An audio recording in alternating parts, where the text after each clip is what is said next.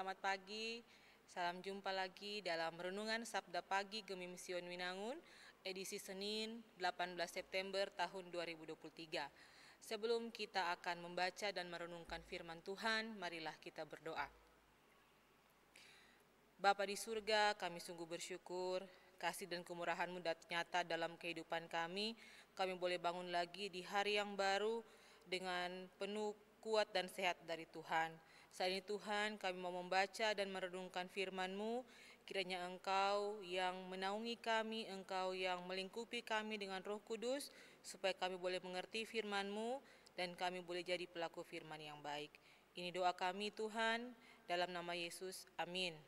Saudara-saudara, pembacaan Alkitab pada hari ini terambil dalam Yesaya pasal 55 ayat yang ketiga, berbunyi demikian.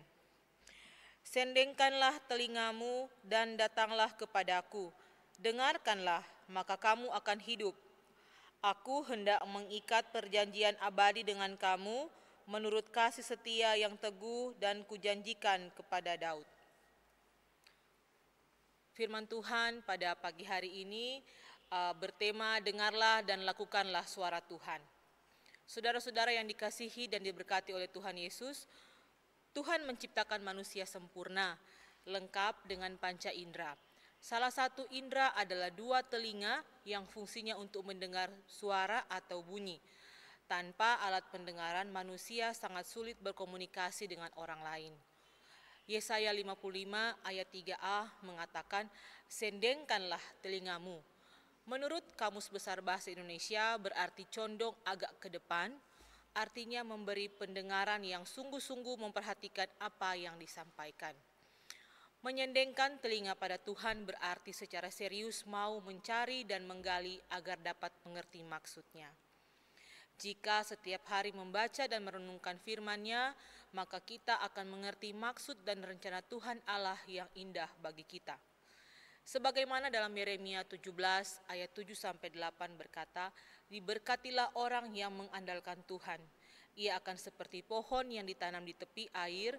Dan dalam Mazmur 1 ayat 2b, kesukaannya ialah Taurat Tuhan, dan yang merenungkan Taurat itu siang dan malam. Jika kita sungguh-sungguh mencari dan mengandalkan serta mendengarkan suara Tuhan, maka akan menghasilkan berkat. Saudara-saudara yang dikasihi dan diberkati oleh Tuhan Yesus, mengapa kita harus mendengkan telinga kita kepada Tuhan agar dapat hidup dan beruntung?